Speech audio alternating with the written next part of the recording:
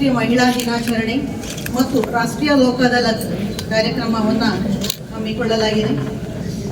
ಈ ಕಾರ್ಯಕ್ರಮಕ್ಕೆ ಆಗಮಿಸಿದ ನನ್ನ ಸಹೋದರ ಸಹೋದರಿ ನ್ಯಾಯಾಧೀಶರೇ, ವಕೀಲರ ಸಂಘದ ಅಧ್ಯಕ್ಷರು ಮತ್ತು ಎಲ್ಲ ವಕೀಲರೇ, ರೇಡ್ ಸಂಸ್ಥೆಯ ಅಧಿಕಾರಿಗಳೇ ಮತ್ತು ಸದಸ್ಯರೇ, ಸಿಬ್ಬಂದಿ ವರ್ಗದವರೇ, ಎಲ್ಲರಿಗಿಂತ ಮುಖ್ಯವಾಗಿ ಇದನ್ನ ರಾಷ್ಟ್ರೀಯ ಲೋಕ ಅದಾಲತ್ನಲ್ಲಿ ಭಾಗವಹಿಸಲು ಬಂದಿರುವ ಕಕ್ಷಿದಾರರೇ, ಮಹನೀಯರೇ, ಮಹಿಳೆಯರೇ, ಪತ್ರಿಕಾ ಮಾಧ್ಯಮದವರೇ, ಈ ದಿನ ಕೋಇನ್ಸಿಡೆನ್ಸ್ ಆಗಿ ರಾಷ್ಟ್ರೀಯ ಲೋಕ ಅದಾಲತ್ ಕಾರ್ಯಕ್ರಮ ಮತ್ತು ಅಂತಾರಾಷ್ಟ್ರೀಯ ಮಹಿಳಾ ದಿನಾಚರಣೆ ಎರಡು ಒಂದೇ ದಿನ ಬಂದಿದೆ. ರಾಷ್ಟ್ರೀಯ ಲೋಕ ಅದಾಲತ್ ಕಾರ್ಯಕ್ರಮದಲ್ಲಿ ನಮಗೆ ಕಲ್ಚರ್ ಸಾಂಗ್ ಅನ್ನ ಪ್ಲೇ ಮಾಡೋದರ ಮೂಲಕ ಇನಾಗ್ರೇಟ್ ಮಾಡಿ ಕನ್ಸಿಲಿಯೇಷನ್ ಸ್ಟಾರ್ಟ್ ಮಾಡಿ ಅಂತ ನಮಗೆ ಕಲ್ಸದಿಂದ ನಿರ್ದೇಶನ ಇತ್ತು. ಗೌರವಾನ್ವಿತ ಉಚ್ಚ ನ್ಯಾಯಾಲಯದ ನ್ಯಾಯಮೂರ್ತಿಗಳು ಸಹ ಈ ವಿಷಯವನ್ನ ಗಮನಕ್ಕೆ ತಂದಿದ್ದಾರೆ. ಅಂತಾರಾಷ್ಟ್ರೀಯ ಮಹಿಳಾ ದಿನಾಚರಣೆ ಅಂತ ಹೇಳಿದಾಗ ನನ್ನ ಗಮನಕ್ಕೆ ಅಥವಾ ನನ್ನ ಸಹೋದರ ರಾಜೇಶ್ ಅವರಿಗೆ ನಾನು ಒಂದು ಮಾತು ಹೇಳಿದೆ.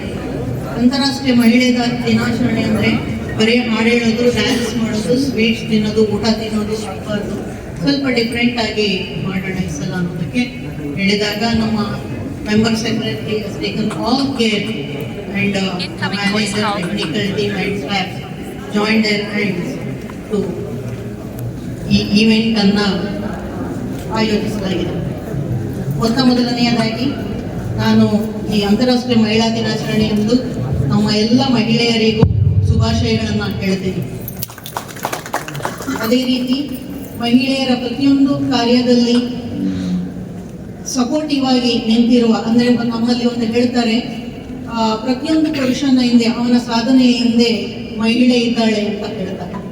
ಇಲ್ಲಿ ನಾನು ಹೇಳಲಿಕ್ಕೆ ಇಷ್ಟಪಡ್ತೀನಿ, ಮಹಿಳೆಯ ಪ್ರತಿಯೊಂದು ಸಾಧನೆಯ ಜೊತೆಯಲ್ಲಿಯೇ ಪುರುಷ ಇದ್ದಾನೆ ಅಂತ ಹೇಳಲಿಕ್ಕೆ ಇಷ್ಟಪಡ್ತೀನಿ. ಯಾಕಂದ್ರೆ ಮಹಿಳೆ ಮತ್ತು ಪುರುಷ ಇಬ್ಬರು ಸಮಾಜದ ಕಣ್ಣುಗಳು. ಅಥವಾ ಒಂದು ನಾರ್ಮಲ್ ಲ್ಯಾಂಗ್ವೇಜ್ ಅಲ್ಲಿ ಹೇಳೋದಾದ್ರೆ ಗಾಡಿ ಎರಡು ಗಾಲಿಗಳು ಅಂತ ಹೇಳ್ತಾರೆ.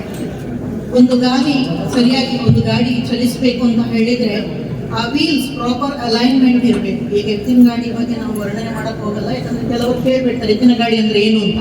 ಸೊ ನಾನು ಅದನ್ನ ಎಕ್ಸ್ಪ್ಲೈನ್ ಮಾಡಕ್ ಹೋಗಲ್ಲ.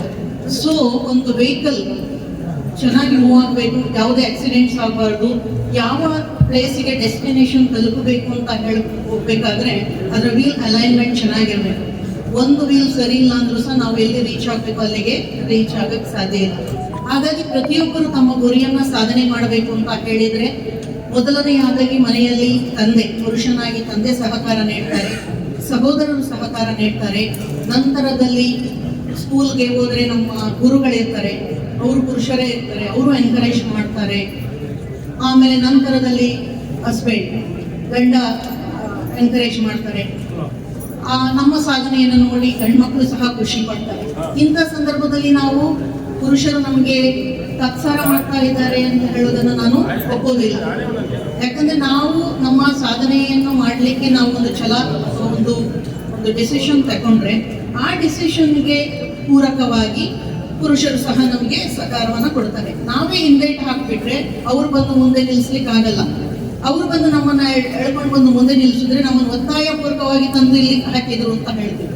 ಹಾಗಾಗಿ ಆ ನಿಟ್ಟಿನಲ್ಲಿ ನನಗೇನು ಅನ್ನಿಸ್ತದೆ, ಪುರುಷ ಜೊತೆಯಲ್ಲೇ ಮಹಿಳೆಯರೊಂದಿಗಿದ್ದು ಸಹಕಾರವನ್ನ ಕೊಡಬೇಕು, ಮಹಿಳೆಯ ಅಭಿವೃದ್ಧಿಯನ್ನ ಬಯಸಬೇಕು, ಸಮಾನತೆಯನ್ನ ಕೊಡಬೇಕು ಅಂತ. ಸಮಾನತೆ ಅಂತ ಬಂದಾಗ ನಮ್ಮ ಈ ಅಂತಾರಾಷ್ಟ್ರೀಯ ಮಹಿಳಾ ದಿನಾಚರಣೆ ಏಕೆ ಹುಟ್ಟುಕೊಳ್ಳುತ್ತು ಅನ್ನೋದನ್ನ ನಾವು ಯೋಚನೆ ಮಾಡಬೇಕಾಗಿದೆ. ಇದಕ್ಕೆ ಶತಮಾನಗಳ ಇತಿಹಾಸ ಇದೆ. ಒಂದು ಫ್ಯಾಕ್ಟರಿಯಲ್ಲಿ ಇದು ಸ್ಟಾರ್ಟ್ ಆಯಿತು. ಅಲ್ಲಿ ಮಹಿಳೆ ಕಾರ್ಮಿಕರಿಗೆ ಕೆಲಸ ಮಾಡಲಿಕ್ಕೆ ಉತ್ತಮ ವಾತಾವರಣ ಇರಲಿಲ್ಲ, ಉತ್ತಮ ಅಲ್ಲ ಬೇಸಿಕ್ ನೆಸೆಸಿಟಿನೂ ಇರಲಿಲ್ಲ, ಉತ್ತಮ ಪರಿಸರ ಇರಲಿಲ್ಲ. ಆಮೇಲೆ ಅದೇ ಕೆಲಸ ಮಹಿಳೆಯರು ಮಾಡುವಂತ ಕೆಲಸವನ್ನೇ ಪುರುಷರು ಮಾಡಿದ್ರೆ ಅವರಿಗೆ ಹೆಚ್ಚಿನ ಸಂಬಳ ಕೊಡ್ತಾ ಇದ್ರು, ಮಹಿಳೆಯರಿಗೆ ಕಡಿಮೆ ಸಂಬಳ ಕೊಡ್ತಾ ಇದ್ರು. ಅವರನ್ನ ಮಹಿಳೆಯರನ್ನ ಕೀಳಾಗಿ ನೋಡ್ಕೊಳ್ತಾ ಇದ್ರು. ಹಾಗಾಗಿ ಸಾವಿರಾರು ಮಹಿಳೆಯರು ಸೇರಿ ಪ್ರತಿಭಟನೆ ಮಾಡಿದ್ರು. ಈ ಪ್ರತಿಭಟನೆಯ ರಿಸಲ್ಟ್ ಈಗ ನಾವು ಅಂತಾರಾಷ್ಟ್ರೀಯ ಮಹಿಳಾ ದಿನಾಚರಣೆ ಅಂತ ಹೇಳಿ ಆಚರಿಸುವಂತದ್ದಾಗಿದೆ. ಈ ಮಹಿಳಾ ದಿನಾಚರಣೆ ಅಂತ ಹೇಳಿದಾಗ ನಾವು equal pay for equal remuneration act ಬಂತು, ಸತಿ ಪ್ರಿವೆನ್ಷನ್ ಬಂತು, ಡೌರಿ ಪ್ರೊಹಿಬಿಷನ್ ಆಕ್ಟ್ ಬಂತು, ಚೈಲ್ಡ್ ಮ್ಯಾರೇಜ್ ರೆಸ್ಟ್ರೇಂಟ್ ಆಕ್ಟ್ ಬಂತು. ಆಮೇಲೆ ಈಗ ಹೆಣ್ಣು ಮಗು ಪ್ರೆಗ್ನೆನ್ಸಿ ಆದರೆ ಅದು ಹೆಣ್ಣು ಮಗು ಅಂತ ಹೇಳಿದ್ರೆ ಟರ್ಮಿನೇಟ್ ಮಾಡಿಬಿಡ್ತಾ ಇದ್ರು, ಅದನ್ನು ಪ್ರಿವೆನ್ಷನ್ ಮಾಡುವಂಥ ಕಾಯ್ದೆಗಳು ಬಂತು. ಈ ರೀತಿ ಹಲವಾರು ಕಾಯ್ದೆಗಳು ನಮ್ಮಲ್ಲಿ ಇದೆ.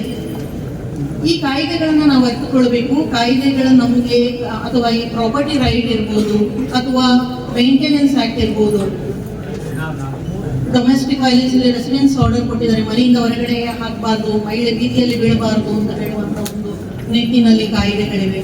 ಹಲವಾರು ಕಾಯ್ದೆಗಳು ನಮ್ಮಲ್ಲಿ ಇದೆ.